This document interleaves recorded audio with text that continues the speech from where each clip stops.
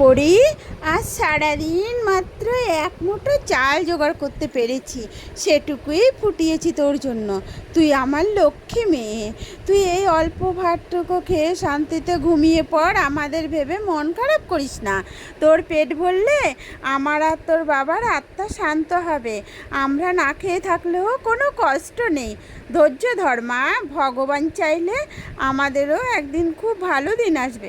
মা, প্রতিদিন তুমি শুধু আমায় খেতে দাও আর নিজে না খেয়ে থাকো, এটা আমি একদম সহ্য করতে পারছি না। তুমি আর বাবা যদি না খাও তবে এই ভাত আমার গলা দিয়ে নামবে না। আমার খুব কষ্ট হয় তোমাদের শুকনো মুখ দেখে।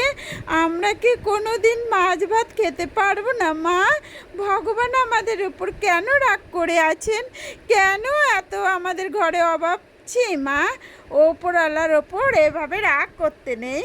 তিনি যখন আমাদের এই পৃথিবীতে পাঠিয়েছেন তখন খাবারের ব্যবস্থাও তিনি করবেন। তুই এখন ছোট, তোর শরীরে বাড়ন্ত বয়স, তাই তোকে সময় মতো খেতে হবে যাতে তুই অসুস্থ না হয়ে পড়িস। তোর বাবা কাজে গেছে, দেখবি আজকে নিশ্চয়ই অনেক চাল আর তরকারি নিয়ে ফিরবে। তখন আমরা সবাই মিলে একসাথে আনন্দ মিলে রাতের খাবার খাবো। বাবা তো প্রতিদিন খালি হাতে ফেরে মা, মানুষের বাড়িতে কাজ চেয়েও পায় না, সবাই তাকে তাড়িয়ে দেয়। আমি জানি তোমরা আমার কাছে অনেক দুঃখ লুকিয়ে রাখো, কিন্তু আমি তো সব বুঝতে পারি তোমাদের চোখ দেখে। মা, আমার খুব ভয় করে, যদি কোনো দিন আমাদের একটুও চাল না থাকে তখন আমরা কি করব? তুমি কি আমাকে অন্য কোথাও পাঠিয়ে দেবে যেখানে অনেক খাবার আছে? পাগলি মেয়ে আমার, জম আসলেও তোকে আমার বুক থেকে কেড়ে নিতে পারবে না। তুই আমার নয়নের মণি। আমরা গরিব হতে পারি, কিন্তু তোকে ছাড়া আমাদের পক্ষে কোনো দিন সম্ভব হবে না। তুই আমাদের বেঁচে থাকা শেষ শক্তি। একটু ধৈর্য ধর মা, অন্ধকার রাত শেষ হলেই তো আবার সুন্দর ঝলমলে সকাল আসবে। তুই এই ভাতটুকু খেয়ে হাসি দে তো মা। আচ্ছা মা, আমি তোমার কথা শুনছি, আমি ভাতটুকু খেয়ে নিচ্ছি, তুমি আর মন খারাপ করো না। তুমি আর বাবা কিন্তু রাতে একদম না খেয়ে থেকো না। আমায় কথা দাও যে রাতে কিছু একটা খাবে। আমি বড় হয়ে অনেক কাজ করবো আর তোমাদের জন্য অনেক অনেক খাবার আর সুন্দর লাল শাড়ি কিনে দেবো। তখন তোমাকে ছেঁড়া কাপড় পরে কষ্ট করতে হবে না মা।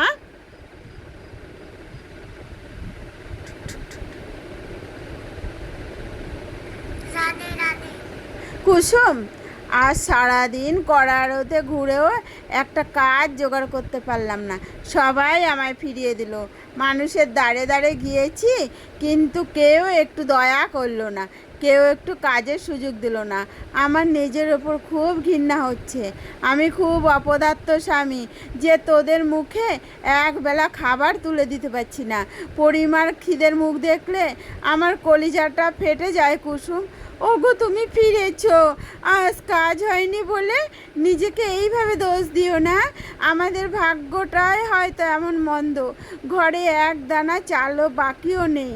মেয়েটাকে শুধু এক দানা যাও ভাত খাইয়ে কোনো মতে ঘুম পড়িয়েছে। তোমার মুখটা খুব শুকনো দেখাচ্ছে, বেশি খারাপ লাগছে শরীরটা আজ? আমাদের এই অভাবের সংসার কতদিন এইভাবে টানবো? আমি তো ভেবেই কুল পাচ্ছি না, মাথাটা কাজ করছে না কুসুম। এইভাবে চললে তো আমরা না খেয়েই একদিন পথে মারা যাব। পরিমার ভবিষ্যৎ নিয়ে আমার খুব দুশ্চিন্তা হয়। সেও আমাদের মতো সারা জীবন কষ্ট করবে, নাকি ঈশ্বর কেন আমাদের দিকে মুখ তুলে তাকাচ্ছেন না বুঝতে পারছি না। তোমার কাছে কি কোনো বুদ্ধি আছে কুসুম, কিভাবে এই বিপদ থেকে উদ্ধার পাওয়া যায়? আমি ভাবছি কাল একবার বড় দিদির বাড়িতে সাহায্যের হাত পাতবো। সে তো এখন অনেক বড়, শুনেছি দিদি এখন অনেক টাকার মালিক হয়েছে। সে যদি সামান্য কিছু চাল বা টাকা সাহায্য করে তবে আমাদের বড় উপকার হতো। নিজের বোনকে তো আর ফিরিয়ে দেবে না, অন্তত পরীর মুখের দিকে তাকিয়ে এক বস্তা চাল সাহায্য করতে পারে। তোমার দিদির তো খুব অহংকার কুসুম, সে কি আমাদের এই ভাঙা ঘরের অভাবের কথা মন দিয়ে শুনবে? তবুও তোমার যখন ইচ্ছে তবে একবার শেষ চেষ্টা করে দেখতে পারো। হয়তো নিজের বোনের মুখ চেয়ে কিছু করবে। এক বস্তা চাল বা কিছু টাকা দিলেই আমাদের এই যাত্রা বড় রক্ষা হতো। দিন দিন যেভাবে সব কিছু দাম বাড়ছে, তাতে আমাদের মতো গরিবদের মধ্যে মরণ ছাড়া পথ নেই। দিদির ছোটোবেলায় অনেক মায়াবতী ছিল, কিন্তু টাকা পয়সা হওয়ার পর সে কেন এমন বদলে গেল আমি জানি না। তবুও নিজের পেটের বোন তো, আমার অভাবের কথা আর পরীর কষ্টের কথা শুনলে হয়তো তার পাথর মন একটু গল্পে। আমি কাল সকালেই পরীকে নিয়ে তার প্রাসাদে যাব এবং আমাদের সব কষ্টের কথা জানাবো। ওপরওয়ালা সহায় থাকলে নিশ্চয়ই কোনো একটা পথ বেরোবে।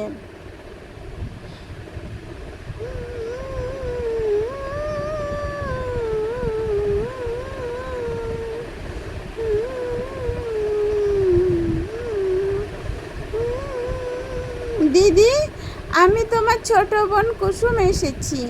অনেক কষ্ট করে তোমার রাজপ্রাসাদ খুঁজে বের করেছি। আমার মেয়ে পরীর দুদিন ধরে ঠিকমতো খেতে পাইনি দিদি। তার খিদের জ্বালা আমি আর মা হয়ে সইতে পারছি না। তুমি তো অনেক বড়লোক হয়েছো, তোমার বাড়িতে তো কত খাবার নষ্ট হয়।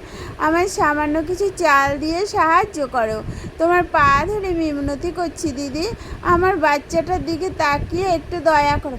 ওরে বাবা রে, তোরা এই ভিখারিগুলো সাত সকালে আমার রাজপ্রাসাদে অপবিত্র করতে চলে এসেছিস কেন রে?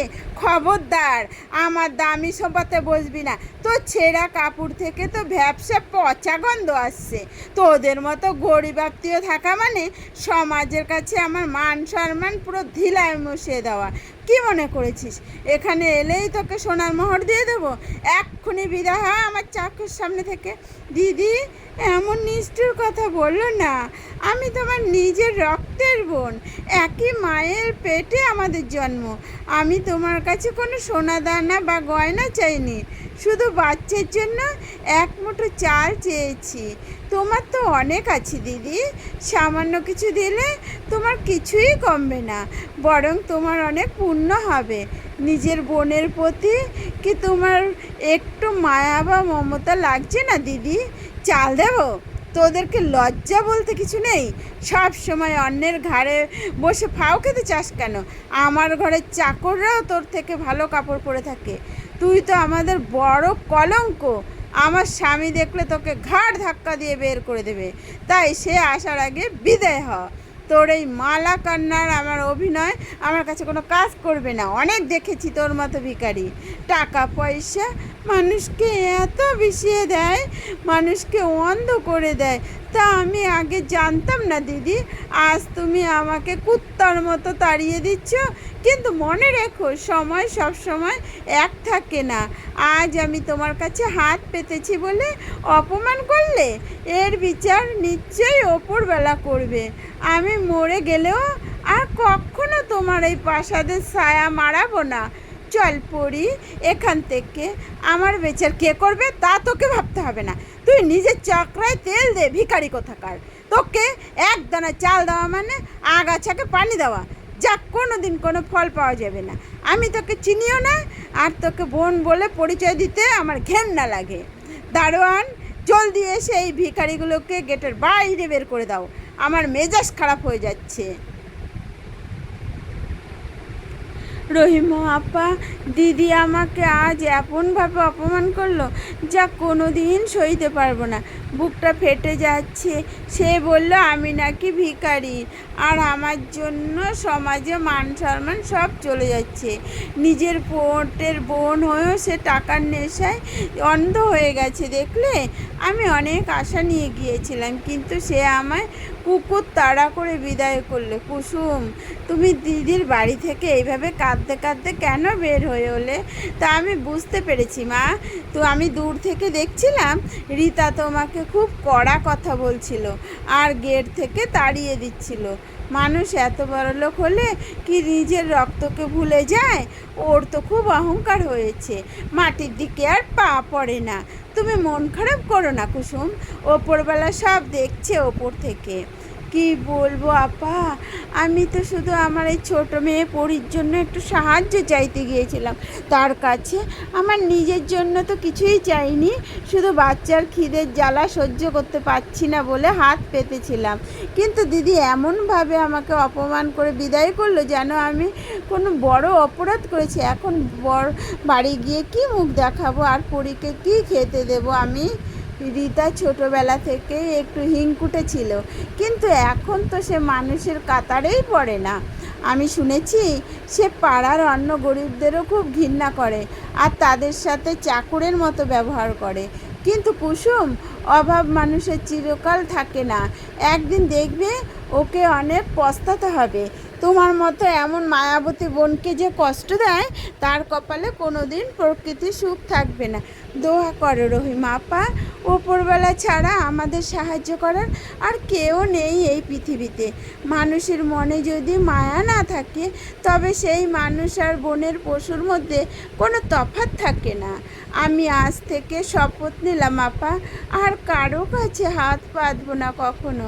নিজে কষ্ট করে না খেয়ে থাকবো, তবু এমন অপমানিত হতে আর কারো দুয়ারে যাব না কোনো দিন। তুমি বাড়িতে যাও কুসুম, ধৈর্য ধরো, নিশ্চয়ই ওপরওয়ালা কোনো না কোনো এক ভালো পথ বের করবেন। আমি প্রার্থনা করি রিতার এই অহংকার যেন দ্রুত ভেঙে যায় আর সে নিজের ভুলটা বুঝতে পারে। অহংকারী মানুষের পতন খুব দ্রুত আর করুণ হয়, এটা বড়দের কথা। তুমি চোখের জল মুছে ফেলো, ওপরওয়ালা কোনো না কোনো ফেরেশতা পাঠিয়ে তোমার অভাব নিশ্চয়ই দূর করে দেবেন।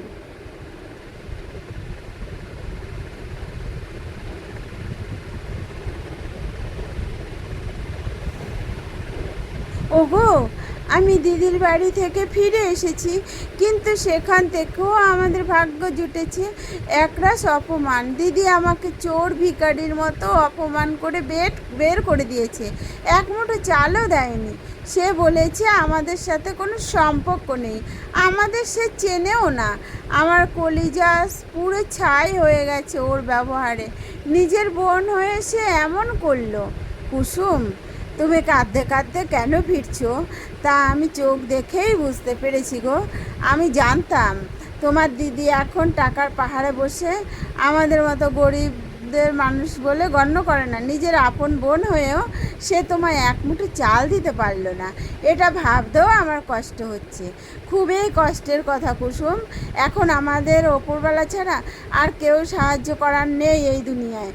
টাকার অহংকারে দিদি সব পুরনো স্মৃতি ভুলে গেছে, আমাদের চিনেও আসছে না, চেনার ভান করছে। আমি অনেক পা ধরে কেঁদেছি, কিন্তু পাথর মন একটুও গলেনি, উল্টো আমাকে অপমান করেছে। সে সব জানিয়ে দিয়েছে গরিব আত্মীয়র সাথে তার কোনো সম্পর্ক নেই। আমরা না খেয়ে মরলেও তার কিছু যায় আসে না। উপোস থাকবো, তবু আর কখনো ওই স্বার্থপর দিদির দুয়ারে যাব না। শান্ত হও কুসুম, তুমি কান্না করলে আমি দুর্বল হয়ে পড়ি। আমাদের ধৈর্য ধরতে হবে। দিদি হয়তো আজ বড়লোক, কিন্তু তার মনে ছোট আর সংকীর্ণ, সে কখনো সুখী হতে পারবে না। আমাদের পরিমা এখনও ঘুমাচ্ছে, ও জেগে উঠলে ওকে আমরা কি বলবো জানি না।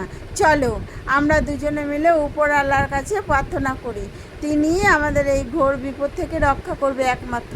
হ্যাঁ গো, আমি আর কারো কাছে যাব না। আমাদের এই ভাঙা কুঁড়ে ঘরে আমরা না খেয়ে পড়ে থাকবো। মানুষের মায়া মমতা বড়ই বিচিত্র। টাকা থাকলে মানুষ পশু হয়ে যায়, তা আজ আমি চোখে দেখলাম। কাল থেকে আমরা আবার নতুন করে বাঁচার চেষ্টা করব। তুমি মন খারাপ করো না, আমাদের নসিবে যা আছে তা তো হবেই। অন্তত আমরা তো কারো মনে কষ্ট দিয়ে বড়লোক হতে চাইনি। ঠিক বলেছ কুসুম, মানুষের সম্মানটাই আসল সম্পদ, যা তোমার দিদি টাকার বিনিময়ে হারিয়ে ফেলেছে। আমি কাল ভোরে আবার কাজে বেরোবো, যদি একটু মজুরি পাই তবে তোমাদের জন্য খাবার নিয়ে আসবো। তুমি পরীর পাশে গিয়ে শোও, আজকের রাতটা আমরা পানি খেয়েই কাটিয়ে দিই। ওপরবেলা সহায় থাকলে আমাদের দিন অবশ্যই একদিন না একদিন বদলে যাবেই।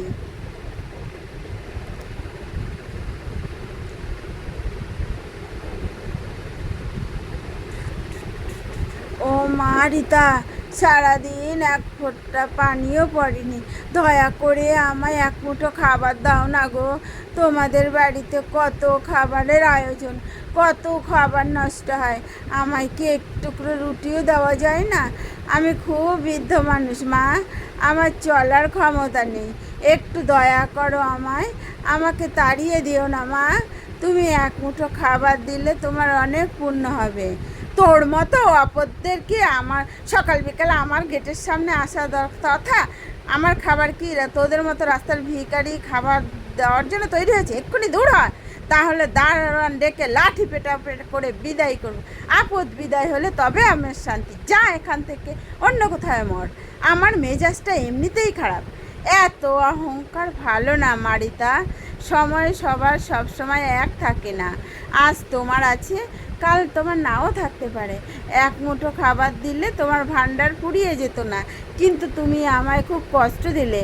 আমি বড় আশা নিয়ে তোমার দুয়ারে এসেছিলাম, কিন্তু তুমি আমায় মানুষের পর্যায়েও ফেললে না। ওপরবেলা তোমায় এই ব্যবহারের বিচার একদিন ঠিকই করবে মা। আমাকে জ্ঞান দিতে আসবি না বুড়ি। আমার সময় কেমন যাবে তা আমি খুব ভালো করে জানি। তোর মতো ভিক্ষুকের অভিশাপে আমার কিছুই হবে না, উল্টো তুই আমার সময় নষ্ট করছিস। এখন এখান থেকে বের হ, না হলে আমি সত্যি ঝাড়ু দিয়ে পিটিয়ে বিদায় করব। বড় বড় কথা বলিস না, আমার দয়া দেখানোর সময় নেই, আমার অনেক কাজ আছে ভেতরে। ঠিক আছে মা, আমি যাচ্ছি, তবে মনে রেখো মানুষের চোখে জল কোনো দিন বৃথা যায় না। তুমি আজ আমাকে ক্ষুধার্ত অবস্থায় তাড়িয়ে দিলে, এর ফল তোমাকে একদিন না একদিন পেতেই হবে। আমি চললাম, কিন্তু তোমার এই অহংকারের পতন খুব তাড়াতাড়ি শুরু হবে। দয়া যার মনে নেই সে কোনো দিন প্রকৃতির সুখী হতে পারে না, এটাই প্রকৃতির অমোঘ নিয়ম। যা যা, অনেক বকবক করেছিস, এবার বিদায় হতো আমার চোখের সামনে থেকে। তোদের মতো অপয়াদের দেখলেই আমার সারাদিন মাটি হয়ে যায়।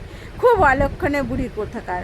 দারোয়ান, এই গেটটা ভালো করে লাগিয়ে দাও তো, যাতে আর কোনো ভিখারি ভেতরে ঢুকতে না পারে। আমি এখন বিশ্রাম নেব। শান্তি নষ্ট করার জন্য কতগুলো ফালতু লোক চলে আসে রোজ।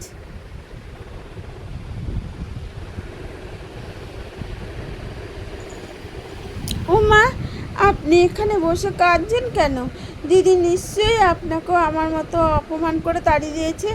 আপনি কিছু মনে করবেন না মা, দিদির এখন অনেক অহংকার হয়েছে তো, তাই কাউকে মানুষ মনে করে না।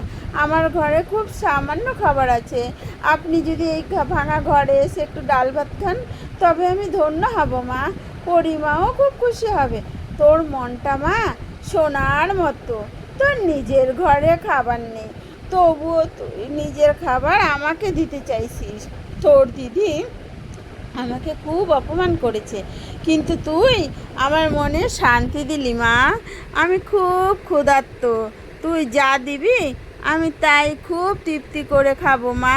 তোর মতো মায়াবতী মেয়ে আমি আর তল্লাটে একটিও দেখিনি। তোকে ওপরবেলা অনেক সুখে রাখবেন। আসুন মা, আমার সাথেই বসুন। অল্প যা চাল ফুটিয়েছি আমরা দুজনে ভাগ করে খেয়ে নিই। আমি গরিব হতে পারি মা, অতিথিকে ফেরানোর শিক্ষা আমার বাবা মা আমাদের কোনো দিন দেয়নি। আপনি আগে হাত পা ধুয়ে নিন, আমি খাবার বেড়ে দিচ্ছি আপনার জন্য। আমাদের খাবার খুব সাধারণ হলেও এতে অনেক ভালোবাসা আছে মা, আপনি খেয়ে দেখুন, ভালো লাগবে।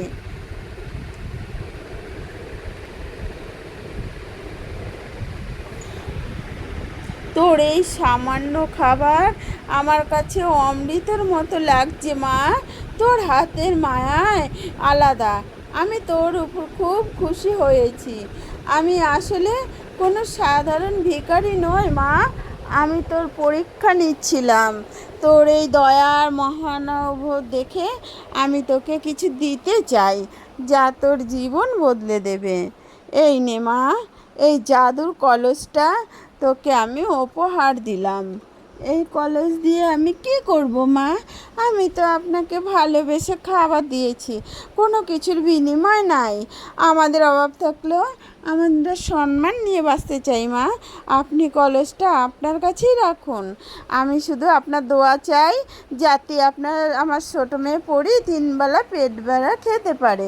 এই জাদুর কলস নেওয়ার যোগ্য আমি নই মা, তোর বিনয় দেখে আমি আরও মুগ্ধ হলাম মা। এই কলস তোর সব অভাব দূর করবে জাদুর মতো। তুই যা চাইবি এই কলস তাই দেবে তোকে।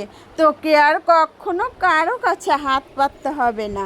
আজ থেকে তোর আর তোর পরিবারের সব দুঃখের দিন শেষ হলো মা। এটা আমার আশীর্বাদ। কলসটা সযত্নে রাখিস আর এর অপব্যবহার করিস না কোনো দিন। সুখে থাক মা।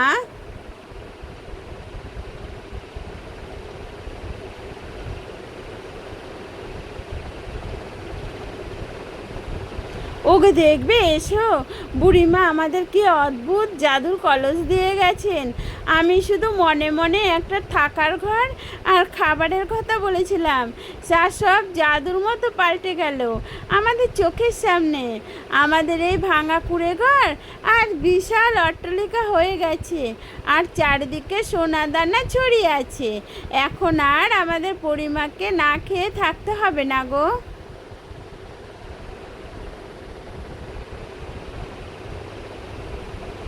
আমি নিজের চোখকে বিশ্বাস করতে পারছি না কুসুম। এ তো একদম স্বপ্নের মতো লাগছে সব। জাদুর কলেজ থেকে এত মহড়া সুস্বাদু খাবার আসছে যে আমাদের 7 পুরুষ আর কোনো দিন অভাব পাবে না। তুমি ঠিকই বলেছিলে কুসুম, মানুষের মনে মায়া থাকলে একদিন না একদিন তার ভালো ফল পাওয়া যায়। এখন আমাদের অনেক বড় বাড়ি হয়েছে, অন্যদেরও সাহায্য করতে পারবো। ওপরবেলা সত্যি আমাদের দিকে মুখ তুলে তাকিয়েছে গো।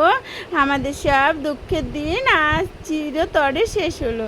পরিমা দেখ, আজ তোর জন্য কত সুন্দর সুন্দর কাপড় আর খেলনা এসেছে কলেজ থেকে। এখন থেকে তুই প্রতিদিন মাছ ভাত খাবি আর রাজকন্যার মতো থাকবি এই বিশাল প্রাসাদে। আমরা এখন খুব সুখে থাকব, কিন্তু কখনো আমাদের পুরনো দিদির কথা ভুলবো না মা। এ ঘরটা কত বড়, কত সুন্দর। আমি কি সত্যি এখানে থাকতে পারবো? আমার তো খুব আনন্দ হচ্ছে মা। এখন আর আমাকে অন্ধকারে ভয় পেতে হবে না। এই আলো ঝলমলে ঘরে জাদুর কলেজ থেকে কি অনেক চকলেটও আসবে মা। আমি আমার সব বন্ধুদের এখানে ডাকবো, আর একসাথে পেট ভরে অনেক ভালো ভালো খাবার করবো আর খেলা করব। হ্যাঁ মা, তুই যা চাইবি এই জাদুর কলস তোকে তাই দেবে। তুই এখনই প্রাসাদের রাজকন্যা। তবে মনে রাখিস মা, আমাদের যখন কিছুই ছিল না তখন আমরা যেমন ছিলাম, এখন বড়লোক হয়েও তেমনিই থাকবো। কখনো অহংকার করবি না, আর গরিব মানুষকে দেখলে সবসময় সাহায্য করবি তাদের। কারণ এই সম্পদ আমাদের চিরস্থায়ী নয়, এটা আমাদের পরীক্ষার জন্য দেওয়া হয়েছে ওপর থেকে। কুসুম একদম ঠিক কথা বলেছে মা। অহংকারী মানুষের পতনের মূল কারণ যা তোমার বড় মাসির হয়েছে। আমরা এখন থেকে মানুষের সেবা করব আর জাদুর কলসে সব দিয়ে গ্রামের উন্নতি করব। আমাদের অনেক দায়িত্ব বেড়ে গেল এখন।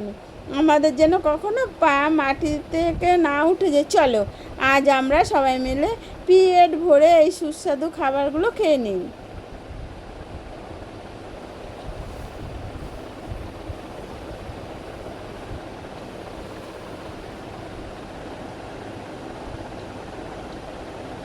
এসো দিদি এসো। আজ হঠাৎ আমার এই নতুন প্রাসাদে আগমনের কারণ কি? তুমি তো বলেছিলে গরিব আত্মীয়র সাথে কোনো সম্পর্ক নেই, তবে আজ কেন এলে?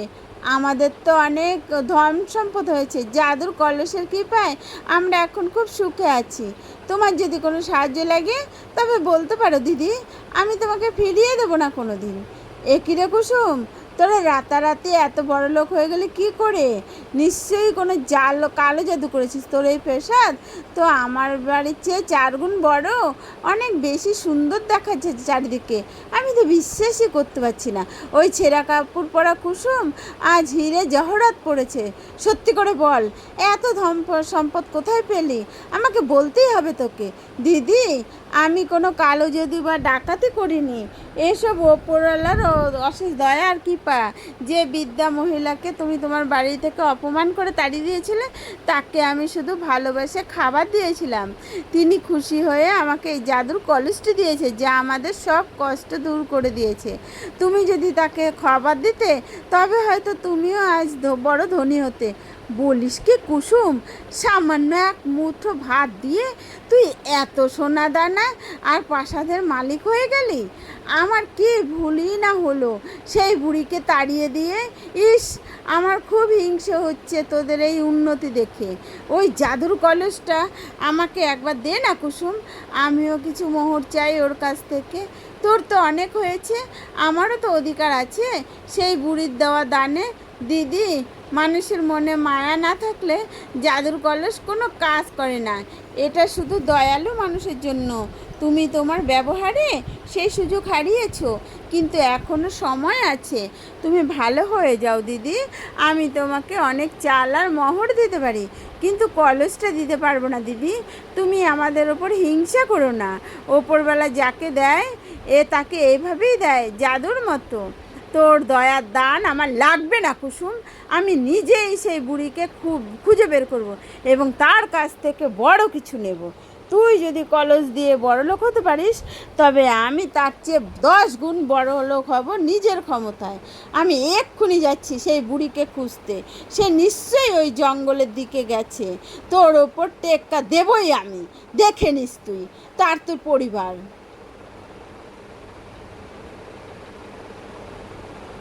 ওগো শুনছো, তাড়াতাড়ি চলো, আমাদের ওই ভিখারি বুড়িকে খুঁজে বের করতে হবে যেভাবে হোক। কুসুম তো ওই বুড়ির কাছ থেকে জাদুর কলস নিয়ে আমাদের চেয়েও বড়লোক হয়ে গেছে, যা আমি মানতে পারছি না। আমরা তার কাছে কুসুমের চেয়েও বড় আর দামি জাদুর কলস দাবি করব। ভয় দেখিয়ে হলো আমাদের অনেক সোনা নিতে হবে, যাতে কুসুম আমাদের সামনে সবসময় মাথা নিচু করে থাকে। কি বলছো রীতা? কুসুম এত বড়লোক হয়ে গেছে আর আমাদের সম্মান ধুলোয় মিশিয়ে দিচ্ছে। ঠিক বলেছ, আমাদের তবে বসে থাকলে চলবে না। বুড়িকে যেইভাবে হোক ধরে আনতে হবে আমাদের বাড়ি। আমরা তাকে হুকুম দেব যাতে সে সব মনস্কামনা পূরণ করে জাদুর মাধ্যমে। চলো এখনই জঙ্গলে যাই। লোভ নয়, বরং এটা আমাদের রাজকীয় অধিকার আদায় করতে হবে আমাদের। এই যে জাদুকরি বুড়ি, অনেক খুঁজে তোমায় বের করেছি আজ। এখন তাড়াতাড়ি আমাদের জাদুর কলস দাও। কুসুমকেও তো সামান্য কলস দিয়েছ, আমাদের তার চেয়েও বড় কিছু দিতে হবে, যাতে আমাদের সম্মান বাড়ে। আমরা অনেক সোনাদানা আর হিরে চাই, যাতে পৃথিবীর সব মানুষ আমাদের গোলাম হয়ে থাকে সব সময়। খবরদার, আমাদের ফেরাবে না কিন্তু, না হলে তোমার বুড়ো হাড় আমি আস্ত রাখবো না। তোরা তো সেই অহংকারী আর দয়াহীন দম্পতি, যারা ক্ষুধার্ত মানুষকে লাঠি মেরে গেট থেকে বিদায় করেছিল আগে। তোদের লোভের কোনো সীমা নেই, আর তোদের অহংকার আর আকাশ ছুঁয়ে গেছে, যা ধ্বংসের লক্ষণ। মা, তোরা তো মানুষ হওয়ার যোগ্যই না, কারণ মানুষের মনে ভালোবাসা থাকে, যা তোদের মধ্যে একটুকু নেই। তোদের আজ আমি এমন শাস্তি দেব, যা পৃথিবীতে সব মানুষের জন্য এক পরম শিক্ষা হয়ে থাকবে। বেশি কথা না বলে আমাদের সোনাদানা দিন বুড়ি, না হলে আপনার খবর আছে আমাদের হাতে। আমরা বড়লোক মানুষ, আমাদের সাথে তর্ক করার সাহস কোথা থেকে পেয়েছেন তা আমাদের বোধগম্য নয়। তাড়াতাড়ি জাদুর কলসটা আমাদের হাতে তুলে দিন আর বিদায় হন এই বন থেকে চিরতরে। আমাদের ধৈর্য কিন্তু ফুরিয়ে আসছে।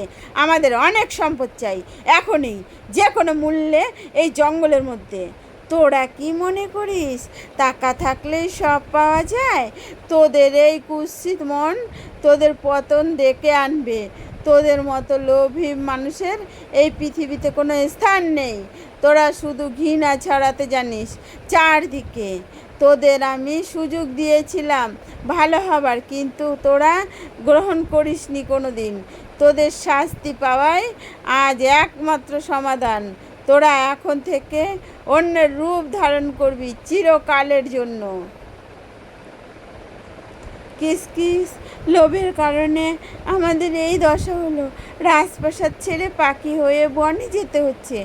বন কুসুমকে দেওয়া কষ্টের ফল আজ আমি হাতে নাতে পেলাম। কেন যে সময় থাকতে মায়া মমতা বুঝলাম না। অহংকার আর বিষাক্ত মন আমাদের সব কেড়ে নিল। এখন থেকে বনের গাছই আমাদের একমাত্র ঠিকানা। চলো রীতা, ডানা মেলে বহু দূরে হারিয়ে যাই। আমাদের এই করুণ পরিণতি যেন সবার জন্য বড় শিক্ষা হয়ে থাকে। কিল কিল কি কি কি কি কি।